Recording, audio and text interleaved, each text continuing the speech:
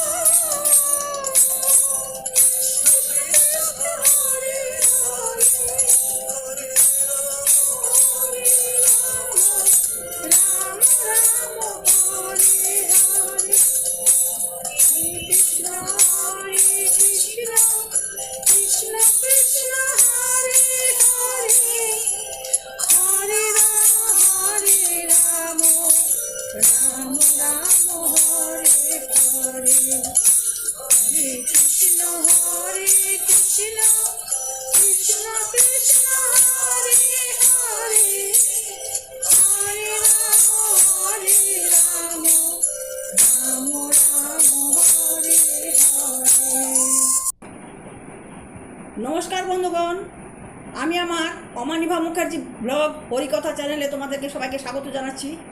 तुम्हादेर सकलेर मंगल होक।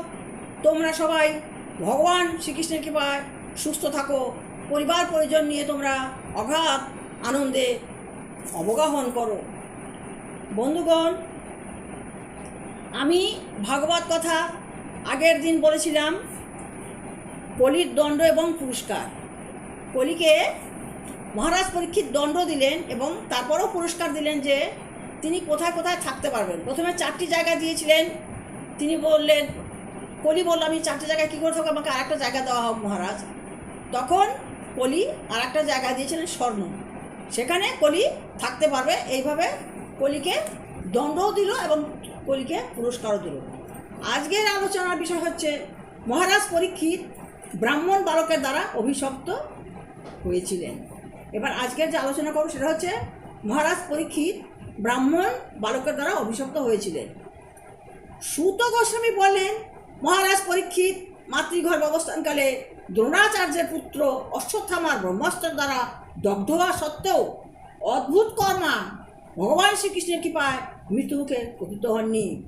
যখন মাতৃগর্ভে ছিলেন তখন অশ্বত্থামার ব্রহ্মাস্ত্র তাকে কিচ্ছু করতে পারেনি, কারণ ভগবান শ্রীকৃষ্ণ তাকে রক্ষা করেছিলেন। অধিকন্তু মহারাজ পরীক্ষিত সর্বদা জ্ঞাতসারে পরমেশ্বর ভগবানের শরণাগত ছিলেন এবং তাই তিনি ব্রাহ্মণের অভিশাপে তক্ষক দংশনে প্রাণ সংকট সত্ত্বেও সেই ভয়ে বিচলিত হননি। পরীক্ষিত মহারাজ সবসময় ভগবানের নাম করতেন এবং তিনি তার শরণাগত ছিলেন। তাই যখন ব্রাহ্মণ অভিশাপ দিয়েছিল যে তোমার তক্ষক দর্শনে তোমার প্রাণ যাবে, তাতেও তিনি ভয় পাননি এবং বিচলিত হননি। তারপর সমস্ত সঙ্গ পরিত্যাগ করে মহারাজ পরীক্ষিত ব্যাসদেবের পুত্র সুখদেব গোস্বামীর শরণাগত হয়ে তার শিষ্যত্ব বরণ করেছিলেন এবং ভগবানের তত্ত্ব সম্যকভাবে অবগত হয়ে গঙ্গার তীরে তার দেহ ত্যাগ করেছিলেন। মহারাজ পরীক্ষিত যদিও জানতেন তার তক্ষকের দর্শনে মৃত্যু হবে, তবুও তিনি কখনো বিচলিত হননি, কারণ তিনি শ্রীকৃষ্ণের সেবায় সর্বদা নিজেকে নিয়োজিত রেখেছিলেন। তার এরকম হওয়া বিচিত্র নয়, কেননা তার উত্তম শ্লোক ভগবানের বার্তাতেই অবিরত রত থাকেন। যারা নিরন্তর ভগবানের কথারূপ সেই অমৃত পান করেন এবং তার চরণকমল স্মরণ করেন, জীবনের অন্তিম সময়েও তাদের বুদ্ধি বিভ্রম হয় না। এবার ভাগবতকাররা বলছেন, যারা সবসময় কৃষ্ণের চিন্তায় মগ্ন থাকেন, কৃষ্ণের কথা স্মরণ করেন, তারা যখন মৃত্যুর সময় আসে তখনও তারা কোনো কিছুতে বিচলিত হন না। তারা ভগবানের নাম সম্যকভাবে সবসময় মনে রাখেন। অভিমন্যুনন্দন মহারাজ পরীক্ষিত যতদিন এই পৃথিবীর একচ্ছত্র সম্রাট ছিলেন, ততদিন কলি এই পৃথিবীর সর্বত্র প্রবিষ্ট হলেও তার প্রভাব বিস্তার করতে সমর্থ হয়নি। অভিমন্যুনন্দন হচ্ছে পরীক্ষিত। সেই পরীক্ষিত মহারাজ যতদিন এই পৃথিবীর একচ্ছত্র সম্রাট ছিলেন, ততদিন কলি তার প্রভাব বিস্তার করতে সমর্থ হয়নি। ভগবান শ্রীকৃষ্ণ যেদিন যে মুহূর্তে এই ধরাধাম পরিত্যাগ করেছিলেন, অধমের আশ্রয় কলি সেই মুহূর্তেই এখানে প্রবেশ করেছিলেন। যখন ভগবান শ্রীকৃষ্ণ এই ধরাধাম পরিত্যাগ করে তার নিত্যধামে গমন করেছিলেন, তখন কলি সঙ্গে সঙ্গে এখানে এই পৃথিবীতে প্রবেশ করেছিলেন। মহারাজ পরীক্ষিত ছিলেন মধুকরের মতো সারগ্রাহী। তিনি খুব ভালোভাবেই জানতেন এই কলিযুগে শুভকর্ম সম্পাদন করার ইচ্ছামাত্রই তার ফল পাওয়া যায়, কিন্তু অশুভ কর্মসময়ের ক্ষেত্রে সেরূপ হয় না। সেগুলি অনুষ্ঠিত হলেই ফল দান করে। তাই তিনি কলিযুগের প্রতি বিদ্বেষী ছিলেন না। বলছেন উনি ছিলেন মধুকর। তিনি ভালোভাবেই জানতেন যে কলিযুগে শুভ সম্পাদন করার ইচ্ছামাত্রই তার ফল পাওয়া। যখনই আমরা শুভ কোনো কাজ করব, তখনই আমরা তার ফল পাবো, কিন্তু অশুভ কর্মসমূহের ক্ষেত্রে সেরূপ হয় না। সেগুলি অনুষ্ঠিত হলেই ফল দান করে। তাই তিনি কলিযুগের প্রতি বিদ্বেষী ছিলেন না। মহারাজ পরীক্ষিত বিবেচনা করেছিলেন যে নির্বোধ মানুষরাই কেবল কলিকে অত্যন্ত শক্তিশালী বলে মনে করবে, কিন্তু যারা আত্মসংযত তাদের কলি থেকে কোনো ভয় থাকবে না। মহারাজ পরীক্ষিত ছিলেন সিংহের মতো পরাক্রমশালী এবং তিনি মূর্খ এবং অসতর্ক ব্যক্তিদের রক্ষা করেছিলেন। হে ঋষিবৃন্দ, আপনারা আমাকে যে প্রশ্ন করেছিলেন সেই অনুসারে আমি আপনাদের মহারাজ পরীক্ষিতের পবিত্র ইতিহাসের প্রসঙ্গে ভগবান শ্রীকৃষ্ণের কথা বর্ণনা করেছি।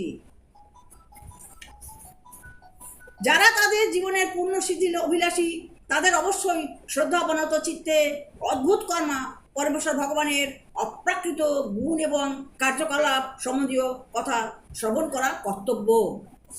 তখন ঋষিরা বললেন, হে সৌম্য সুত গোস্বামী, আপনি দীর্ঘায়ু হন এবং অনন্ত যশ লাভ করুন, কারণ আপনি অত্যন্ত সুন্দরভাবে পরমেশ্বর ভগবান শ্রীকৃষ্ণের কার্যকলাপ আমাদের কাছে বর্ণনা করেছেন।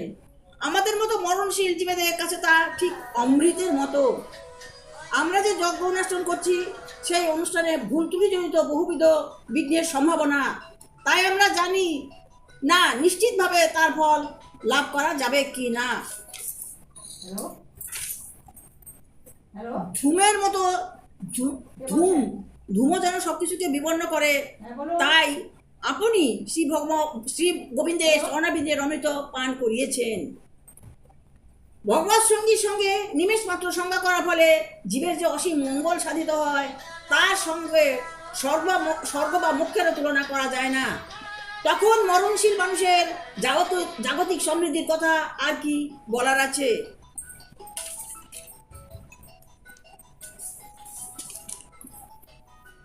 পরমেশ্বর ভগবান শ্রীকৃষ্ণ পরম শ্রেষ্ঠ মহাত্মাদের একমাত্র আশ্রয়। শিব, ব্রহ্মা প্রমুখ যোগেশ্বর তার অপ্রাকৃত গুণসমূহের ইয়ত্তা করতে পারেন না। কোনো রসজ্ঞ ব্যক্তি কি তার মহিমা শ্রবণ করে কখনো পুনরূপে তৃপ্ত হতে পারেন? ভগবত কথা বললেই হবে না, সেটা পুনরূপে তৃপ্ত হতে হবে। যারা পুনরূপে তৃপ্ত হয় তারাই ভগবানকে লাভ করতে পারেন। হে সুত গোস্বামী, আপনি বিদ্বান এবং ভগবানের শুদ্ধ ভক্ত, কারণ ভগবানের সেবাই আপনার একমাত্র উদ্দেশ্য। তাই আপনি দয়া করে আমাদের ভগবানের লীলাসমূহ বর্ণনা করুন, যা সমস্ত ভৌতিক বিচারধারার অতীত, কেননা সেই বাণী গ্রহণ করতে আমরা ঐকান্তিকভাবে আগ্রহী। এবার তখন বলছেন, হে সুত গোস্বামী, আপনি আমাদের কাছে আরও অনেক কিছু বর্ণনা করুন তার লীলাসমূহ, আমরা সেই লীলা শুনতে ঐকান্তিকভাবে আগ্রহী। হে সুত গোস্বামী, সেই মহাভাগবত মহারাজ পরীক্ষিত ব্যাসনন্দন সুখদেবের কাছে যে ভগবত তত্ত্বজ্ঞান লাভ করে গুরুরধ্বস শ্রীকৃষ্ণের পাদপদ্ম প্রাপ্তিরূপ মোক্ষফল লাভ করেছিলেন, সে কথা আপনি দয়া করে আমাদের কাছে বর্ণনা করুন। দয়া করে আপনি আমাদের কাছে সেই অনন্ত সত্তার মহিমা বর্ণনা করুন, কেননা তা পবিত্রকারী এবং সর্বশ্রেষ্ঠ। তা মহারাজ পরীক্ষিতকে শোনানো হয়েছিল এবং তা ভক্তিযোগে পূর্ণ হওয়ার ফলে ভগবানের সুপ্ত ভক্তদের অত্যন্ত প্রিয়। সুত গোস্বামী বললেন, আহা, যদিও আমরা শঙ্কর বর্ণোদ্ভূত, তথাপি জ্ঞানবৃদ্ধ মহাপুরুষদের সেবা করার ফলেই কেবল সফল জন্মা হয়েছি। এই প্রকার মহাত্মাদের সঙ্গে কেবল বার্তালাপ করার ফলেই নিম্নকুল জন্মজাতি অযোগ্যতা অচিরেই বিদূরিত হয়ে যায়। যারা মহান ভক্তের নির্দেশ অনুসারে অসীম শক্তি সম্পন্ন অনন্তের দিব্য নাম কীর্তন করেন, তাদের আর কি কথা। পরমেশ্বর ভগবানের শক্তি অনন্ত এবং গুণাবলী দিব্য এবং তার নাম অনন্ত। এখানে প্রতিপন্ন হলো যে পরমেশ্বর ভগবান অনন্ত এবং কেউ তার সমতুল্য নন, তাই কেউ যথেষ্টভাবে তার সম্বন্ধে বলতে পারেন না। মহান দেবতারা অনেক প্রার্থনা করেও যে লক্ষ্মী দেবীর কৃপা লাভ করতে পারেন না, সেই লক্ষ্মী দেবী ভগবানের শ্রী পদপদ্মের সেবা করেন, যদিও ভগবান এই প্রকার সেবার আকাঙ্ক্ষী হন না।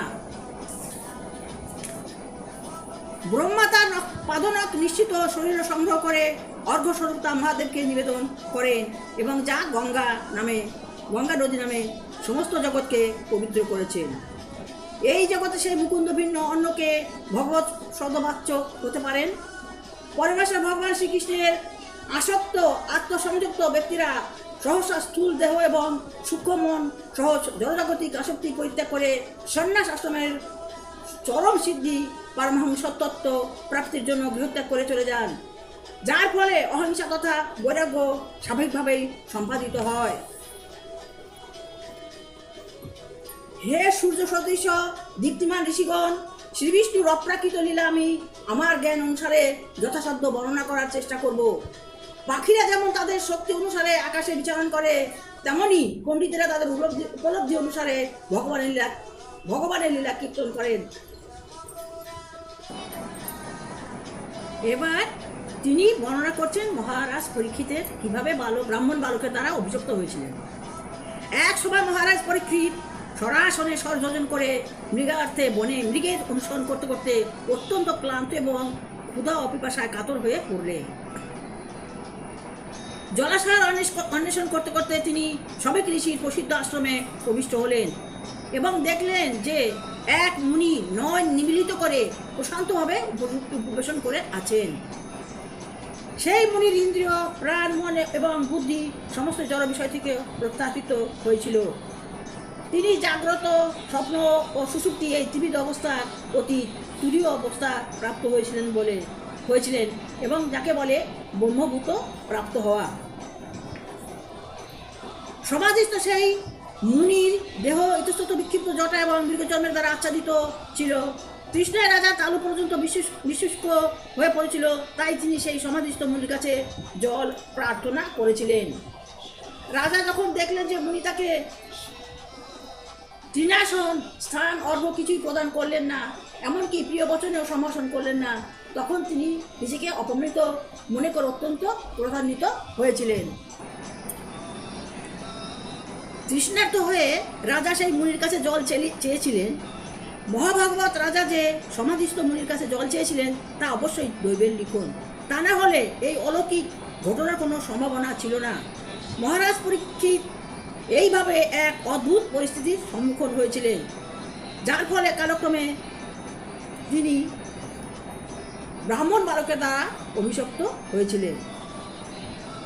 বৈদিক প্রথা অনুসারে গৃহে যদি শত্রু আসে তাহলে তাকে সম্মান করতে হয়, কিন্তু যখন মহারাজ পরীক্ষিত দেখলেন যে তাকে মুনি কিছুতেই সম্ভাষণ করছেন না, এমনকি তাকে তৃণাসন পর্যন্ত দান করছেন না, তখন তিনি অত্যন্ত ক্রোধান্বিত হয়েছিলেন।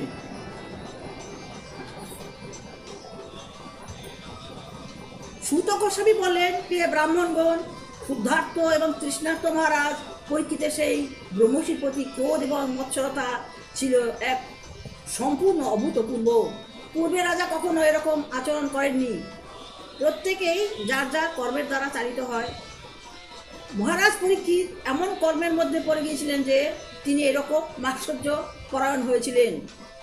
রাজা কিন্তু ভালোভাবেই জানতেন, কিন্তু তবু তিনি দৈবের দ্বারা আচ্ছাদিত হয়েছিলেন। এইভাবে অপমৃত হয়ে মহারাজ পরীক্ষিত ক্রোধবশত ব্রহ্মর্ষি স্কন্দদেশে একটি মৃত সর্পে ধনুকের অগ্রভাগ দিয়ে স্থাপন করে তার প্রাসাদে প্রত্যাবর্তন করেছিলেন। যখন এরকম অপমানিত হলেন তখন তিনি দেখলেন যে এত ক্রোধ হয়েছে, দৈবের দ্বারা পরিচালিত হচ্ছেন, তখন একটা মৃত সর্প পড়েছিল, সেই ধনুকের অগ্রভাগ দিয়ে সেই সর্পটাকে সেই মহর্ষির গলায় পরিয়ে তিনি রাজপ্রাসাদে প্রত্যাবর্তন করেছিলেন। গৃহে প্রত্যাবর্তন করে তিনি মনে মনে ভাবতে লাগলেন, সেই ঋষি কি সত্যি সত্যি তার ইন্দ্রিয় সমূহ একাগ্র করে নিমিলিত ধ্যান করেছিলেন? এবার বাড়িতে গিয়ে উনি চিন্তা করছেন প্রাসাদে গিয়ে যে সেই ঋষি কি সত্যি সত্যি নিমিলিত ধ্যান করেছিলেন ইন্দ্রিয়গুলোকে একাগ্র করে? একজন ক্ষত্রভূমিকে অভ্যর্থনা না করার জন্য সমাধিভগ্ন হওয়ার ভান করেছিলেন? উনি এইসব চিন্তা করছেন, উনি কি সত্যিকারে ধ্যান করছিলেন, না একজন ক্ষত্রভূমিকে অভ্যর্থনা না করার জন্য সমাধিভগ্ন হওয়ার ভান করেছিলেন? সেই মুনির একটি পুত্র ছিল, সে ব্রাহ্মণ পুত্র হওয়ার ফলে অত্যন্ত শক্তিমান ছিল। সেই মুনির এক পুত্র ছিল, সে ছিল ব্রাহ্মণ পুত্র, যার ফলে ব্রাহ্মণদের প্রচণ্ড শক্তি ছিল। সে যখন অন্য বালকের সঙ্গে খেলা করছিল তখন সে জানতে পারে যে রাজা কিভাবে তার পিতাকে লাঞ্ছিত করেছে। তৎক্ষণাৎ সেই বালক কথাগুলি বলেছিলেন। যখন জানতে পারলো যে রাজা এসে তার বাবার গলায় মৃত সর্প ঝুলিয়ে দিয়েছে, তখন তিনি প্রচণ্ড রেগে গিয়েছিলেন এবং এই কথাগুলি বলেছিলেন। ব্রাহ্মণ বালক শৃঙ্গি বলল, দেখো শাসকেরা কিরকম পাপ আচরণ করানো হয়েছে। কাক এবং দ্বাররক্ষক কুকুরের সঙ্গে যাদের তুলনা হতে পারে, আজ কিনা তারাই প্রভুর প্রতি পাপাচরণে প্রবৃত্ত হয়েছে। ব্রাহ্মণা ক্ষত্রবন্ধুদের গৃহরক্ষক কুকুর বলেই নিরূপিত করেছে, তারা অবশ্যই দ্বারদেশে থাকবে। আজ তারা কিসের ভিত্তিতে গৃহে প্রবেশ করে তার প্রভুর সঙ্গে এক পাত্রে ভোজন করার সাহস পায়? সকলের পরম শাসক পরমেশ্বর ভগবান শ্রীকৃষ্ণ সধর্মে গমন করেছেন বলে কি সমস্ত উশৃঙ্খল লোকেরা তাদের প্রভাব বিস্তার করবে? বলছে ভগবান শ্রীকৃষ্ণ সধর্মে গমন করেছেন, তাই বলে কি সমস্ত লোকেরা তাদের প্রতি প্রভাব বিস্তার করবে? তাই আমি তাদের দণ্ডদান করছি। তোমরা আমার শক্তি দেখো। নমস্কার বন্ধুগণ, আমি আর ভাগবত কথা আমি এখানে শেষ করছি। পরের দিন সেই ব্রাহ্মণ বালক কী বলেছিলেন সেই কাহিনী বর্ণনা করব। বন্ধুগণ, তোমাদেরকে আমি আমার অন্তরের অনন্ত কোটি নমস্কার নিবেদন করি। তোমরা আমার ভিডিওটা দেখবে, আমাকে লাইক করবে, আমাকে কমেন্ট করবে, আমাকে সাবস্ক্রাইব করবে। তোমরা ভাগবত শুনবে, ভাগবতম শ্রবণম মঙ্গলম, ভাগবত শ্রবণ করেই মঙ্গল হয়। আমি তোমাদের কাছে চাইছি তোমরা আমার ভাগবত কথা শোনো এবং আমাকে সমৃদ্ধ করো। তোমাদের সকলের মঙ্গল হোক, তোমরা সবাই সুস্থ থাকো, সুখে থাকো, আনন্দে থাকো। ভগবান শ্রীকৃষ্ণ তোমাদের সকলের মঙ্গল করুন।